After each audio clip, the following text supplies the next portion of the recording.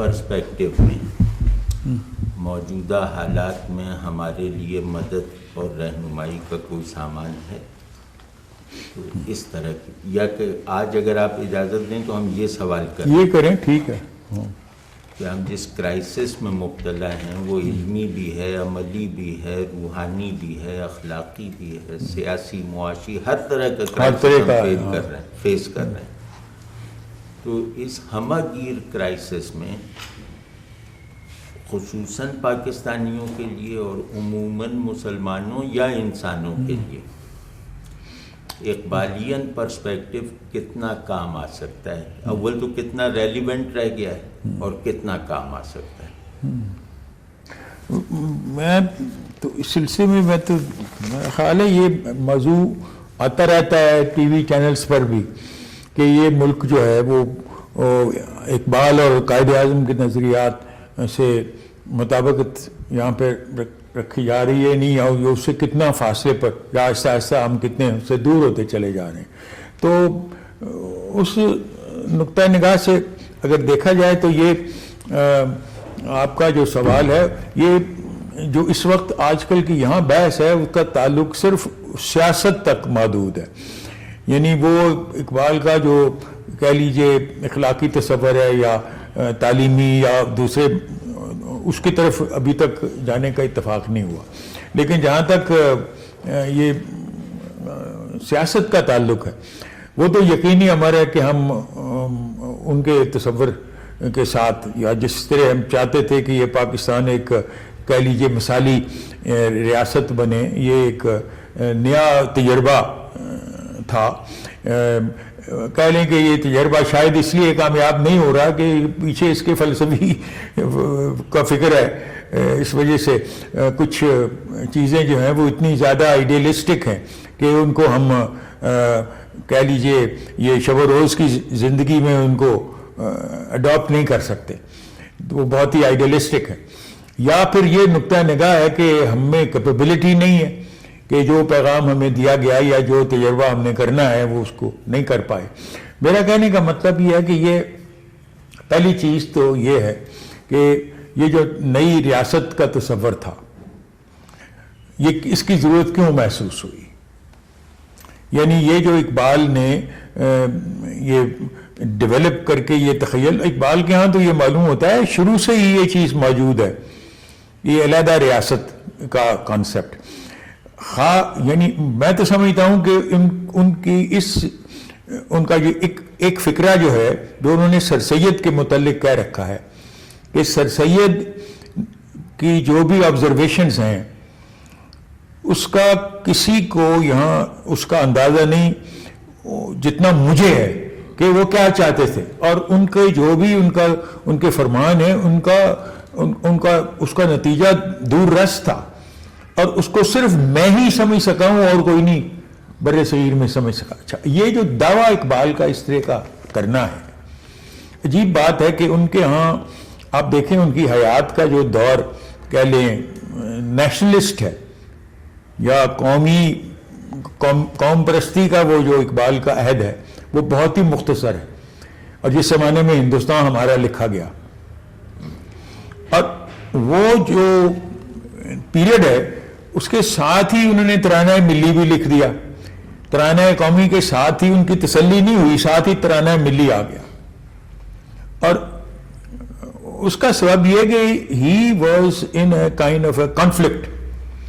جس وقت یہ انگلستان گئے ہیں تو ذہنی طور پر ان کے ہاں یہ کانفلکٹ تھا کہ ایک تو سر سید کی فکر سے یقیناً متاثر تھے، کیونکہ وہ سمجھتے تھے کہ یہی پرولونگیشن ہے ایک طرح سے شاہ ولی اللہ کی، سید جمال الدین افغانی کی، اور جو بھی سر سید کے اقوال ہیں یا جو بھی ان کی اپریہنشنز تھیں ان کے متعلق اقبال ان سے یقیناً متاثر تھے۔ اچھا، اب مسئلہ آ جاتا ہے کہ جس وقت یہ انگلستان جاتے ہیں تو اس وقت ان کا فریم آف مائنڈ کیا ہوتا ہے۔ میں نے چونکہ ان کی جب بایوگرافی لکھی ہے زندہ رود، تو میں نے یہ سارے مسائل کو اپنے سامنے رکھا تھا، مائنوٹلی ان کے یہ ڈیفرنٹ ادوارز اسٹڈی کرنے کی کوشش کی تھی، تو میں نے محسوس کیا کہ بڑی چینج ان میں یورپ میں آئی ہے۔ اچھا، یورپ میں ان کی اسی طرح کے یو سی ڈپلیکیٹ تاثرات ہیں. ایک تو اس پر تبصرہ ہے, کرٹیسزم ہے, اور دوسرا اس سے امپریس ہونا ہے.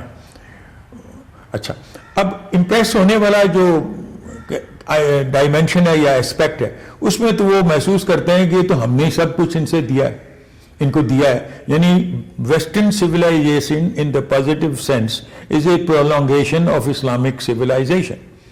اچھا, اب جو سائنسز ہیں ان کی, ریشنل سائنسز یا ٹیکنالوجی ہے, اس کے متعلق تو وہ یہی سمجھتے ہیں کہ جی ابتدا کرنے والے تو ہمیں فاؤنڈرز تو مسلمان تھے سائنسز کے, اور انہوں نے ہم سے ہی سب کچھ لیا ہے, اور آگے وہ ترقی کرتے رہے ہیں. ہم سے لیا اس وقت جب وہ سو رہے تھے اور ہم جاگ رہے تھے, اور جب ہم سونے لگے تو انہوں نے آگے ترقی کی, اور ہم نے محسوس ہی نہیں کیا. ہم اپنی پرائیڈ میں تھے کہ ہم نے غور ہی نہیں کیا, حالانکہ ہم یورپ کے نیبر تھے. جو بھی ڈیولپمنٹس ہو رہی تھی وہاں اس وقت, یہ جو کہہ لیں ٹرکش ایمپائر تھا, یہ تو ایسٹرن یورپ میں سارا پھیلا ہوا تھا. ان کو اندازہ ہی کوئی نہیں تھا کہ وہ سائنٹیفکلی وہاں گلیلیو کیا کر رہا ہے اور اس پر کس طرح انکویزیشن اس کی ہو رہی ہے. ان کو کچھ ان چیزوں کا علم ہی نہیں تھا کہ وہاں سائنسز کی ڈیولپمنٹ کس طرح ہو رہی ہے. یہ جو کہہ لیجئے اصلاح دین کی تحریک تھی, پروٹسٹنٹزم, اس کا کیا سگنیفیکنس تھا, جس نے سیکولرزم کی ایک طرح سے بنیاد رکھی. ان کو محسوس ہی نہیں ہوا کہ ان کے ہاں جو احیاء علوم کی تحریک تھی وہ کیا تھی. یہی احیاء علوم کی تحریک میں آپ نے بھی اس میں پارٹیسپیٹ کیا ہوا ہے, اور یورپین آتھرز نے خود کہا ہوا ہے کہ کوئی اس یورپین کلچر کا اسپیکٹ نہیں جس پر اسلام کا اثر نہ ہو. اقبال نے ان کو کوٹ بھی کیا ہوا ہے, بیوفورڈ کو, پتہ نہیں ون آف دی اسکالرس کو. اچھا, اب یہ ساری چیزوں کا ہم نے, یہ اس وقت یہ ٹرکش ایمپائر یا کسی مسلمانوں کی پاورز نے اس کا کوئی اندازہ نہیں کیا. ہم تو بہت دور تھے, Mughal empire was far away from it, but the Turkish empire was just neighbour, اور ان کی ڈومیننس تھی. وہ اپنے غرور میں, تکبر میں, they prefer to be called the sick man of Europe, Turkish Empire, but they never bothered to somehow or the other learn کہ وہ کہاں جا رہے ہیں, کہاں جانے کی کوشش کر رہے ہیں. نتیجہ یہ ہوا کہ وہ تنسیخ ہو گئی خلافت کی, اور مصطفیٰ کمال نے پھر وہی یورپین سٹائل سیکولرزم جو بھی کہہ سکتے ہیں اسی کو اپنانے کی کوشش کی. بہرحال میں دیکھتا ہوں کہ علامہ کی اپنی بایوگرافی میں ان کا یورپ میں ساجرن جو ہے 3 سال کا, اس میں ان کے ہاں بڑی بنیادی تبدیلیاں ان کی سوچ میں آئی ہیں. ایک تو یہ ہے کہ جس طرح میں نے عرض کیا کہ وہ یورپ کے کلچر سے امپریس بھی تھے اور ڈپریسڈ بھی, دونوں صورتیں ہیں وہاں. اچھا, ڈپریس تو اسی بنا پہ تھے چونکہ ان کی جو کلچرل بیک گراؤنڈ تھی, جو گھر کا ماحول تھا جس میں یہ پیدا ہوئے تھے, اس میں یعنی دوئی نہیں تھی دین اور دنیا کی. ان کے ہاں جس تصور میں یہ پلے پوسے ہیں شروع سے ہی اپنے اجداد کے میراث کے طور پر, تو یہاں ان کے ہاں یہ دوئی کا کانسیپٹ نہیں تھا. ہمارے ہاں اگلی جنریشن میں زیادہ ہے اس دوئی کا احساس, لیکن ان کے ہاں اس دوئی کا احساس نہیں تھا. وہ یورپ کا سب سے بڑا کرٹیسزم ہی ان کا یہی ہے کہ یہ صرف یک طرفہ سویلائزیشن, یہ دوسری طرف کو اگنور کر رہے ہیں, اور یہ دوئی کی بنیاد پر قائم کلچر جو ہے وہ زیادہ دیر تک نہیں رہ سکتا. یہ تو ان کا تبصرہ ہے. لیکن جہاں تک پازیٹیو سینس ہے کہ ان کو اپناؤ, ویسٹرن کلچر کی پازیٹیو سائنس کو, ریشنلٹی کو, اور وہ جو ہے وہ کہتے ہیں کہ وہ ہماری ہی طرف سے یہ دیا گیا ہے, اس کو واپس لینا کسی ایلین کلچر سے کچھ بارو کرنا نہیں, بلکہ وہی چیز ہے جو ہم نے ان کو دی اپنی بیداری کے عالم میں, اور اب ہم سو گئے ہیں, وہ بیدار ہیں, ان سے یہ لے لو. اچھا, اب اس حد تک تو وہ ویسٹ کے کلچر کے حامی ہیں. اچھا, اب وہیں بیٹھے ہوئے آپ کو علم ہے اس بات کا کہ جب مسلم لیگ فارم ہوتی ہے 1906 میں, تو یہ ولایت میں تھے, لندن میں تھے, یہ اس کے ممبر جا کے بنے ہیں, لندن برانچ کے, انہوں نے اس کی ممبرشپ قبول کی. اچھا, اس کے بعد اب آ جائیے ان کا سارجن جرمنی میں, یا یعنی وہاں سے ایک طرح سے خاص طور پر جرمن لٹریچر سے متاثر ہونا, نیچے سے یا گوئٹے سے یا جرمن فلاسفہ سے, وہ ظاہر کرتا ہے کہ جرمنی سے ان کی جو ایک طرح سے کہہ لیں ادبی علمی یا اخلاقی کلوزنس آئی، اس کا سبب یہی تھا کہ یورپ میں کوئی بھی ایسٹرن تحریک جو تھی ادب میں، جرمن زبان کے علاوہ اور اس کا اثر کہیں اور اتنا نظر نہیں آتا جتنا جرمن زبان میں آتا ہے. اسی وجہ سے پیغام مشرق بھی گوئٹے کے جواب میں لکھا گیا.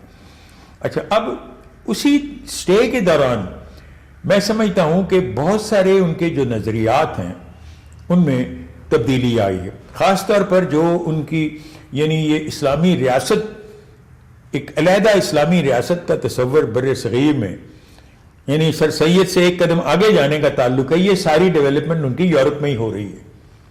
یورپ میں جو سیکولر یا ٹیریٹوریل نیشنلزم تھا اس کے مخالف بھی تھے کہ یہ دنیا کو یا انسان کو نسل، رنگ اور جغرافیہ کی بنیاد پر ڈیوائیڈ کرتا ہے یہ تصور، اور اس سے متاثر بھی تھے. وہی بیسس نیشنلزم کا انہوں نے کہا بھائی ٹھیک ہے کہ تم اگر فرض کیجئے بناتے ہو مسلمان کسی گروہ کو، انسانی گروہ کو، ان کی یکجہتی on the basis of language, territory اور ریس، تو why not common spiritual aspiration. اچھا، اب کہیں بھی نیشنلزم کا یہ تصور رائج نہیں ہے. یہ آپ کہہ سکتے ہو کہ نیشنلزم کو اگر ہم ٹیریٹوریل سینس میں لیں تو بہت سارے ایسے ملک ہیں جہاں ان چیزوں کے کامن ہونے کے باوجود وہ ایک قوم نہیں بنی، وہ اقوام. ٹیک دی ایگزامپل آف لیٹن امریکہ. ان کا کلچر جو ہے اس میں اس بنا پر یکجہتی ہے کہ سارے کیتھولکس ہیں مذہب کے نقطہ نگاہ سے، سارے اسپینش بولتے ہیں سوائے برازیل کے جہاں پورچوگیز ہے، باقی سارے اسپینش اسپیکنگ ہیں. میکسیکو، گوتمالا، یہ وہ سارے اسپینش اسپیکنگ ہیں. اچھا، اس کے باوجود وہ یونائٹڈ اسٹیٹس کی طرح ایک قوم نہیں بن سکے. وہ علیحدہ علیحدہ ریاستیں ہیں، حالانکہ ان میں ٹیریٹری بھی کامن ہے، ریس بھی کامن ہے، لینگویج بھی کامن ہے، کلچر بھی کامن ہے، مذہب بھی کامن ہے، تب بھی وہ ایک قوم نہیں بن سکے. اچھا، اسی طرح آپ کے ہاں عربوں کی مثال ہے.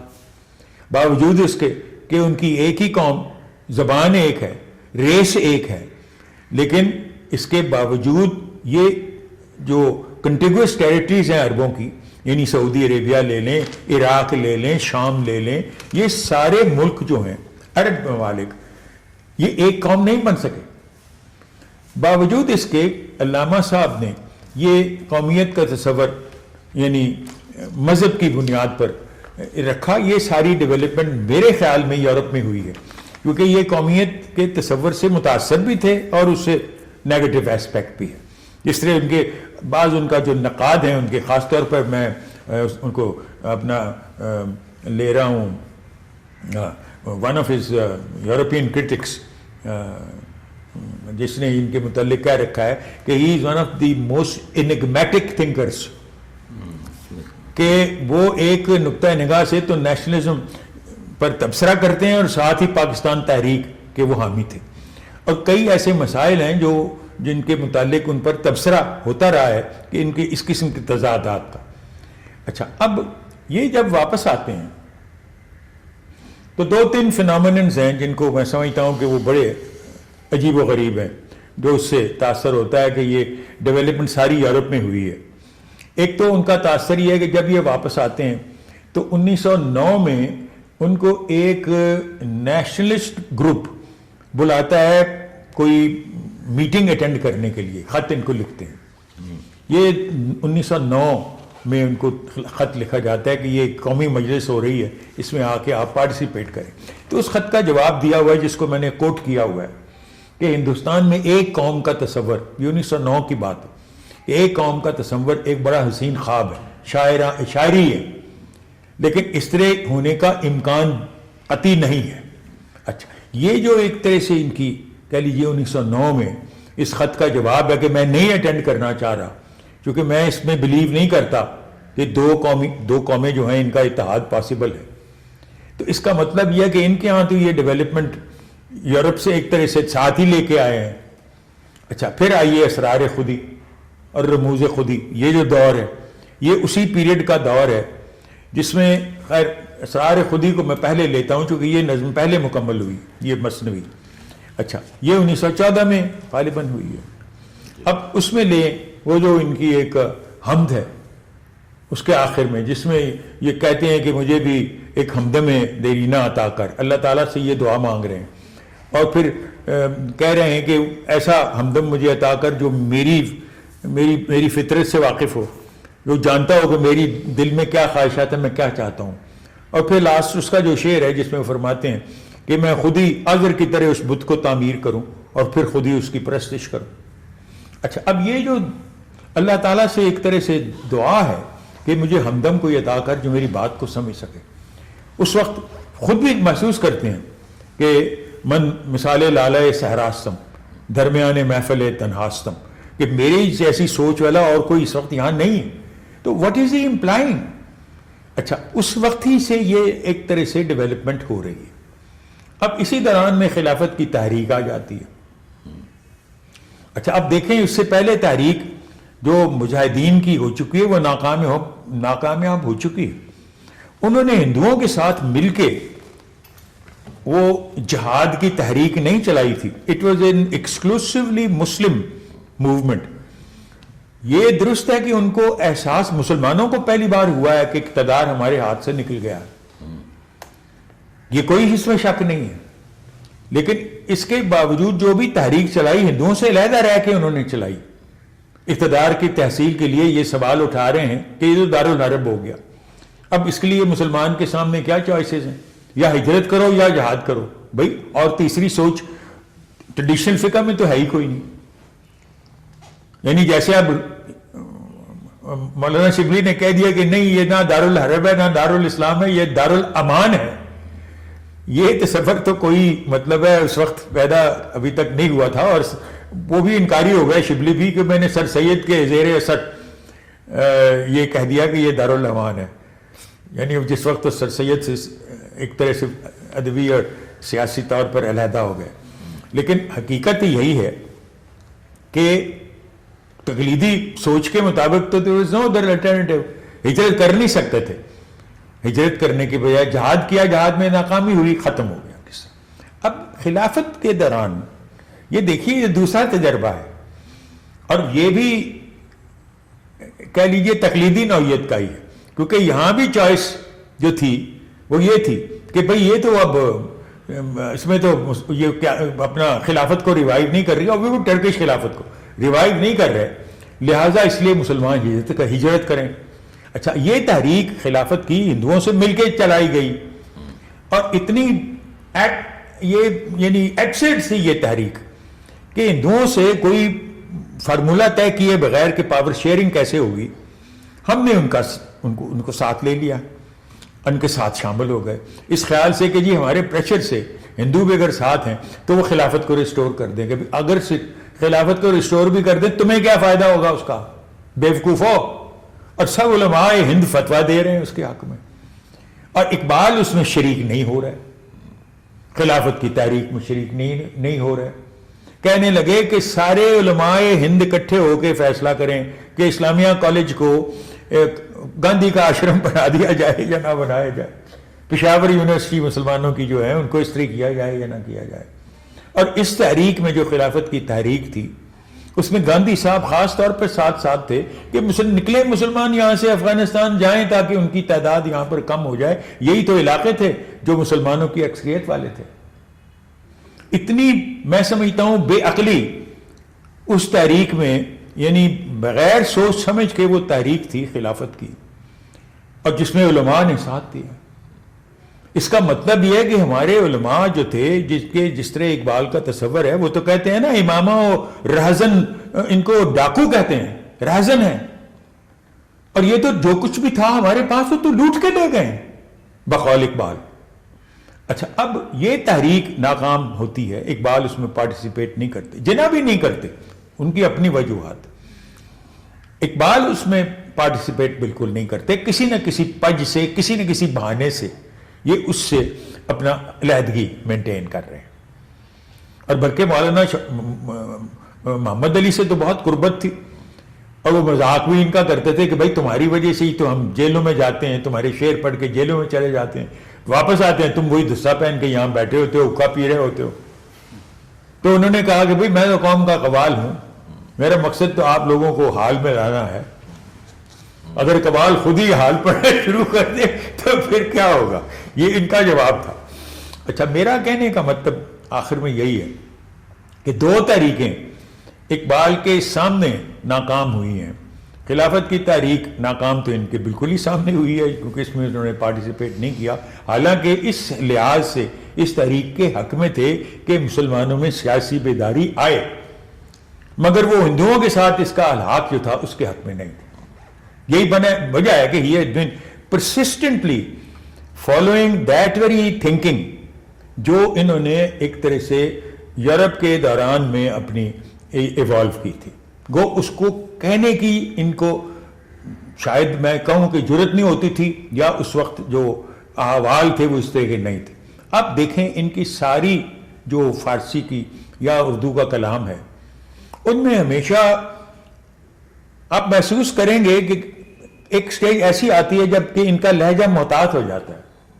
میں نے خود محسوس کیا ہے جاوید نامہ پڑھتے وقت کہ یعنی وہ ذکر کر رہے ہیں وہی جو خطاب جاوید ہے نظم، اس میں بھی جو نئی نسل کو خطاب کر رہے ہیں وہاں بھی ایک سٹیج ایسی آتی ہے جب ریاست کا سلسلہ تصور آتا ہے تو اس میں ہو جاتا ہے محتاط ہو جاتے ہیں کہ شاید ابھی وہ وقت نہیں آیا یا شاید یہ ممکن نہ ہو سکے، یعنی مطلب ہے یہ صورت ہو جاتی ہے. تو میں یہ سمجھتا ہوں کہ جہاں تک یہ مسلمانوں کی علیحدہ ریاست کا تصور ہے، یہ اس کی ہم نے پوری طرح اس کو سمجھنے کی کوشش نہیں کی. ہم تو بڑی جلدی سے یہ کہہ دیتے ہیں کہ اقبال کا تعلق ہی کوئی نہیں تھا پاکستان کی تحریک کے ساتھ، لیکن حقیقت یہی ہے کہ جہاں تک اس کا آئیڈیلسٹک یا ایڈیولوجیکل یا فلسافیکل بیسس ہے، اس کے لیے تو صاحب فکر اقبال کے علاوہ اور ہمارے پاس کوئی نہیں ہے. آپ سر سید کو نہیں کہہ سکتے کہ وہ بانیان پاکستان میں سے ہیں. سر سید نے تو یہ آبزرویشن کی ہے کہ بھئی وہ ہندو اور مسلمانوں کا آپس میں اتحاد کا امکان کم ہے، خاص طور پر اردو کے معاملے میں. جب ہندی کی تحریک چلی یو پی میں تو انہوں نے جو کمشنر تھے وہاں کے، ان کا نام بھی بائی اتفاق سے شیکسپیئر تھا، تو اس شیکسپیئر کو انہوں نے کہا کہ بھئی میرے بعد آنے والے جو آئیں گی نسل، ان کو اس بات کا احساس مجھ سے زیادہ بہتر ہوگا کہ یہ دونوں اکٹھے نہیں رہ سکتے.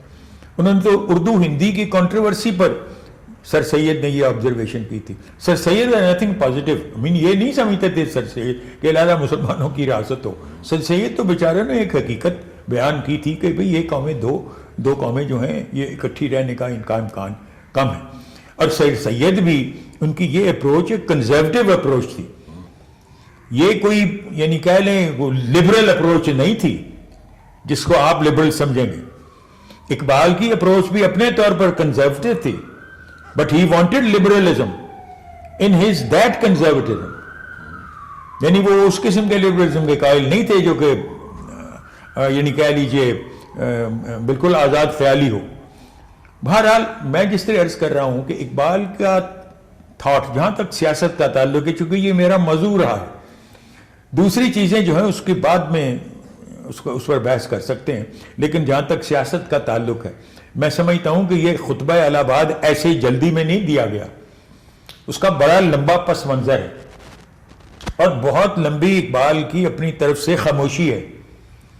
اس کو نہیں بیان کیا اپنے مدعا کو، اور پھر دیکھتے رہے ہیں. اب یہ دیکھ لیں، سیپریٹ الیکٹریٹس کو نہیں چھوڑنا، یہ ایکچولی سوچ پنجابی تھی.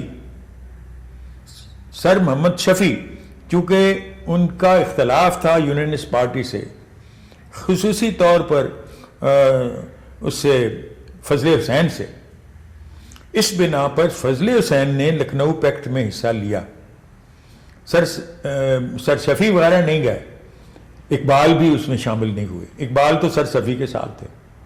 جب سیپریٹ الیکٹریٹ ہوا، لیگ ڈیوائیڈ ہو گئی، تو تب بھی یہ شفیع لیگ کے ساتھ اس کے سیکرٹری جنرل بنے، ناٹ جنا لیگ. سیپریٹ الیکٹریٹس نہ چھوڑنے سے کیا مطلب ہے کہ یہ مطالبہ ہم نے کسی صورت میں سرنڈر نہیں کرنا. اچھا، جب جنہیں ڈسولین ہو گئے موتی لال نہرو سے، انہوں نے کنسیڈ کرتے ہوئے بھی کہ ہم سیپریٹ الیکٹریٹ چھوڑنے کو تیار ہیں، تب بھی مسلمانوں کے مطالبات مان لو، تو تب بھی ہندو نہیں مانا، تو ڈسولین ہو گئے، جنہیں واپس آ گئے مسلم، یہی اقبال اور شفیع کی پوزیشن پر. اچھا، اب جب جنہیں واپس آتے ہیں اور راؤنڈ ٹیبل کانفرنس میں بھی ان کے 14 نکات، نہ ہندو قبول کرنے کو تیار ہوتا ہے، ہندو نہیں کرنے کو تیار ہوتا، تو انگریز بھی کہنے لگے کہ بھی ہم نے راؤنڈ ٹیبل کانفرنسز اس لیے بلائی ہیں تاکہ آپس میں آپ لوگوں کا کسی ایک آئین پر اتفاق ہو جائے. گورنمنٹ آف انڈیا ایکٹ پر نہیں ہو سکا. تب جناح تو ڈسلوژن ہو گئے تھے اس وقت. He didn't think in terms of coming back. قائد نے تو یہی سوچا تھا کہ بھئی میں واپس کس منہ سے جاؤں، 14 نکات جو میں لے کے پھر رہا تھا مسلمانوں کے، وہ تو ہندوؤں نے ریجیکٹ کر دیے. تو اب ان کو پرسویڈ کر کے واپس لانے والی شخصیتیں اور بھی ہوں گی، لیکن ان میں ایک نمایاں شخصیت تو علامہ اقبال ہی کی تھی. اور اسی بنیاد پر کہ آپ مسلم لیگ کو دوبارہ ریوائیو کرو، اس کا نیا ایجنڈا جو ہے وہ علیحدہ مسلم ریاست ہونی چاہیے. یہ خطبہ الہ آباد دے چکے تھے. خطبہ الہ آباد پر جو تبصرہ ہندوستان میں ہوا، میں نے اس کی ڈیٹیل بھی علامہ کی بایوگرافی میں لکھی ہوئی ہے.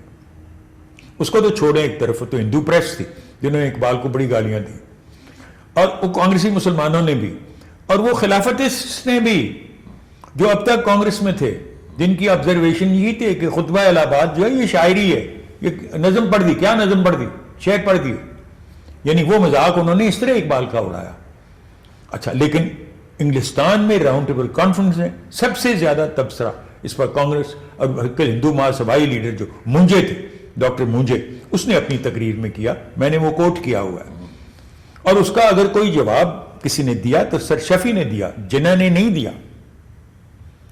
قائد اعظم نے اس وقت کوئی آبزرویشن نہیں کی. میرا خیال یہ ہے کہ قائد اعظم کو علم تھا کہ خطبہ الہ آباد میں اقبال نے کیا کہنا ہے، کیونکہ مسلم لیگ کی جو کاؤنسل ہے اس میں اقبال کو کامیاب کروانے کے لیے for 1930 as the president of the Muslim league وہ قائد اعظم ہی تھے. لیکن اس وقت وہ سیاسی طور پر خاموش رہے، اس پر انہوں نے کوئی کمنٹ اس پر نہیں کیا. سر شفیع نے بھی جو ڈیفینڈ کیا اقبال کو، وہ اس طرح نہیں کیا تھا کہ سر شفیع نے تو یہ ایک آبزرویشن کی تھی کہ جی اس نے یہ تو نہیں کہا کہ ہندوستان سے باہر ہم کوئی چاہ رہے ہیں علیحدہ ریاست. اور اقبال نے جو کچھ بھی کہا ہے وہ مجبور ہو کے کہا ہندوؤں سے، چونکہ یہ تو ہماری بات ہی نہیں سن رہے. تو پھر ایک مسلمان کو آپ کیا سمجھتے ہیں وہ کیا کرے؟ یعنی اس طرح کی اس نے، یعنی ڈبل قسم کی ان کی سٹیٹمنٹ تھی اقبال کی ڈیفنس میں، کہ اس نے یہ تو نہیں کہا کہ کوئی باہر علیحدہ ریاست کا تصور تو کسی نے اس نے پیش نہیں کیا. اور اقبال بھی تو بڑے کوشش تھے، ساتھ ہی انہوں نے یہ کہہ رکھا ہے کہ اٹ از ود ان اور ود آؤٹ. اچھا، اب یہ ساری جو چیزیں ہیں اقبال کے ہاں آپ کو یہ نظر آ رہا ہے کہ اگر 14 نکات منظور ہو جاتے ہیں تو ود ان ہونے میں کوئی اعتراض نہیں، ہندوستان کے ود ان. اور آپ دیکھیں خطبہ الہ آباد میں بھی وہ کہتے ہیں فوج ایک ہو ہندوؤں اور مسلمانوں کی to defend the north western frontier of the so called united India.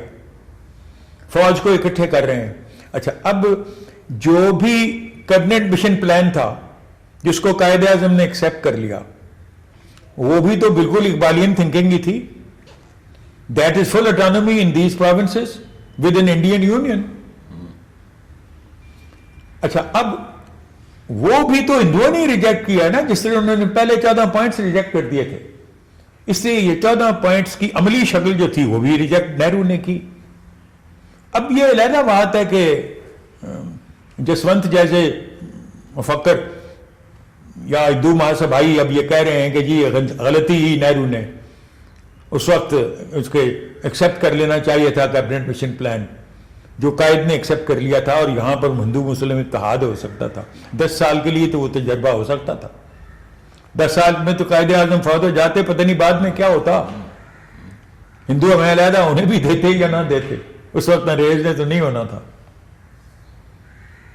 تو اب یہ ساری چیزیں ہیں کہ ایک یہ ہوتی ہے کہ قدرت بھی آپ کے عمل دخل کرتی ہے. اللہ تعالیٰ نے اس طرح کرنا تھا کہ قائد اعظم کی جیسی شخصیت وہ اقبال کے اس نظم کے جواب میں اللہ تعالیٰ نے اس کو محرم دے دیا, اور یہ کہہ لیجیے صاحب فکر کے ساتھ صاحب عمل کا امتزاج ہو گیا اور ملک وجود میں آ گیا. یہ بھی کہیں ایک تاریخی اتفاق ہے, معجزہ ہے. بظاہر حقیقت تو ایسی نہیں تھی کہ ایسا ہو سکتا. اب مسئلہ آ جاتا ہے آ کے کہ سیاسی طور پر تو اقبال کی سوچ جو ہے اس میں سب سے اہم عنصر جو ہے وہ تو میں تو سمجھتا ہوں وہ 2-3 چیزیں ہی ہیں صرف. ہم نے وہ بھی فراموش کر دی پاکستان بننے کے بعد.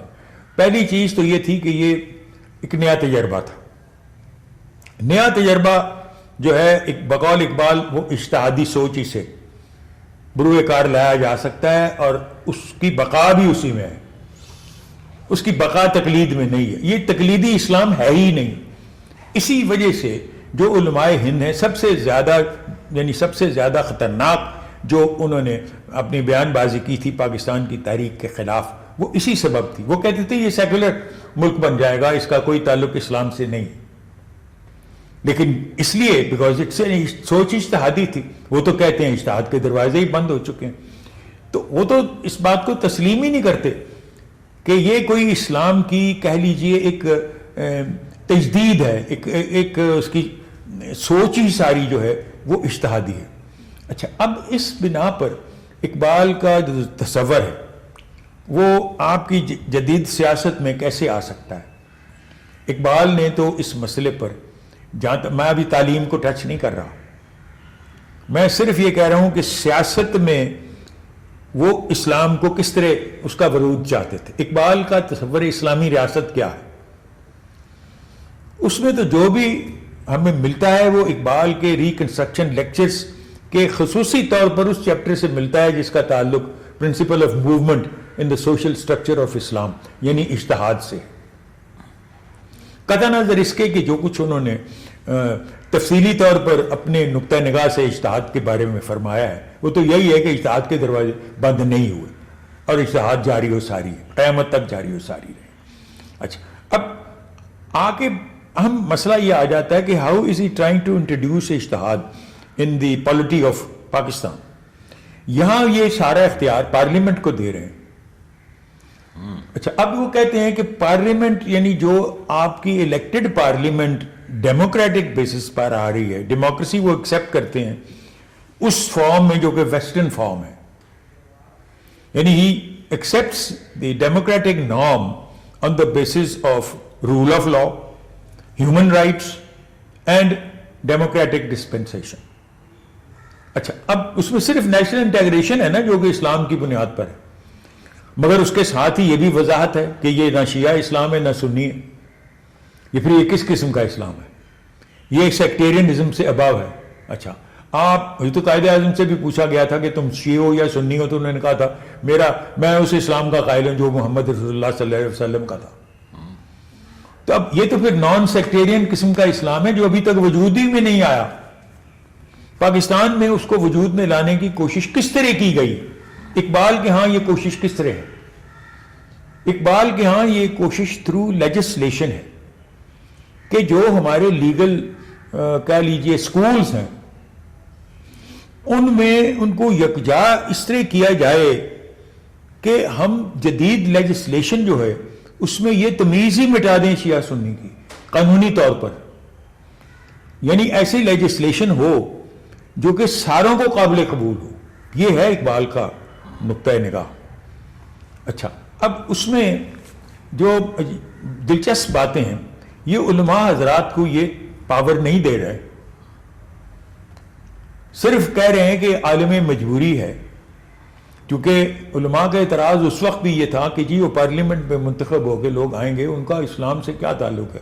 وہ اسلامی فقہ کے متعلق جانتے ہی کوئی نہیں, وہ جانتے ہی نہیں کہ اجتہاد کس طرح کیا جا سکتا ہے, اس کی بھی حدود ہیں.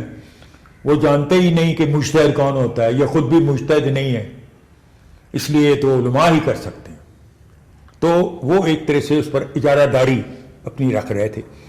اقبال نے اس بنا پر کہ ابتدائی ادوار کے لیے چونکہ مسلم فقہ کی ہمارے لیجسلیٹرز کو علم نہیں ہوگا.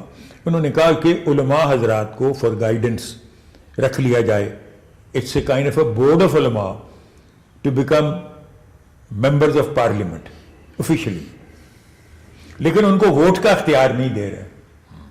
اچھا, ساتھ ہی اس کو ریجیکٹ کر رہے ہیں جو کہ ولایت فقیہ کا تصور ایران میں رائج تھا, جو آج کل اس زمانے میں تو تھا نائبین امام کا تصور شاہ کے زمانے میں, اب وہ ولایت فقیہ کا تصور ہے. اقبال کے نزدیک وہ ایک طرح سے شیعہ فارم آف تھیوکریسی ہے, اس لیے وہ اس کو ایکسیپٹ نہیں کر رہے ریکنسٹرکشن لیکچرز. اسی خطبے کی بات میں کر رہا ہوں. اور علامہ جو اس میں ایک تجویز دے رہے ہیں وہ ایکسپیکٹ کر رہے ہیں لا کالجز میں جہاں تعلیم دی جاتی ہے قانون کی, وہاں جو طریقہ کار ہے وہ مختلف کیا جائے, اس کے نصاب میں تبدیلیاں چاہ رہے ہیں. اور مثال اس کی ہمارے سامنے یہ ہے کہ جس کا ذکر آپ نے پچھلی دفعہ بھی کیا تھا کہ جب علی گڑھ میں شعبہ اسلامیات قائم ہوا تو وہاں آفتاب احمد خان صاحب وائس چانسلر تھے. انہوں نے اقبال سے رائے پوچھی کہ اس شعبے میں ہم کس طرح اس کا نصاب کیا ہو, تو انہوں نے اقبال نے ان کو خط لکھا ہوا ہے جس میں وضاحت کی ہے کہ اس طرح کا آج کا جو یعنی کانسیپٹ ہے اسلامیات کا, اس میں نصاب کیا ہونا چاہیے. ایک تو وہ نصاب جو ہے وہ ہمارے تعلیمی مسائل کے لیے استعمال کیا جا سکتا ہے ہم, لیکن میں صرف اپنی اس بحث کو سیاست تک محدود کر رہا ہوں, تعلیم کی طرف نہیں جا رہا. سیاست کے معاملے میں جو ہمیں تصور اقبال کا ملتا ہے وہ یہ ہے کہ اسلام تھیوکریٹک فارم میں اقبال اس کو ایکسیپٹ نہیں کر رہے. وہ علماء کا رول ٹیمپریری رکھ رہے ہیں اسمبلی میں, لیکن جو مجتہد کا تصور ہمیں اقبال کے ہاں ملتا ہے وہ وکیل ہے, آج کل کا LLB وکیل. وہ سمجھتے ہیں کہ یہاں پر ہماری ایجوکیشنل سسٹم میں خاص طور پہ قانون کی تعلیم کے سلسلے میں there should be a subject dealing with Islamic فقہ with modern jurisprudence, a comparative study. یہ آج تک یہاں پر جب سے پاکستان بنا ہے یہ نیا شعبہ ہمارے لا کالجز میں کسی بھی یونیورسٹی میں نہیں قائم کیا گیا. ان کو پتہ ہی نہیں کہ کس طرح یہ ممکن ہو سکتا ہے. دے ریڈ جورسپروڈنس, وہ ویسٹرن جورسپروڈنس پڑھتے ہیں, اسلامک جورسپروڈنس کے متعلق زیادہ ڈیپتھ نہیں ہے. ہمیں معلوم ہی نہیں کہ ہمارے پروسیجر کیا ہے. ہمارا سسٹم ہی انکویزیٹوریل ہے. یہ سسٹم وہ نہیں ہے جو یہاں سے ہمارے جوڈیشل سسٹم مانوس ہے. جوڈیشل سسٹم جو یہاں پر رائج ہے یہ اس کو اس میں جو پوزیشن ہے یہ اینگلو سیکسن سسٹم ہے جو یہاں پہ پاکستان میں اس وقت رائج ہے, یا ہندوستان میں بھی یہی رائج ہے. یہ اس کو ایڈورسری سسٹم کہتے ہیں. You see there are two systems in modern jurisprudence.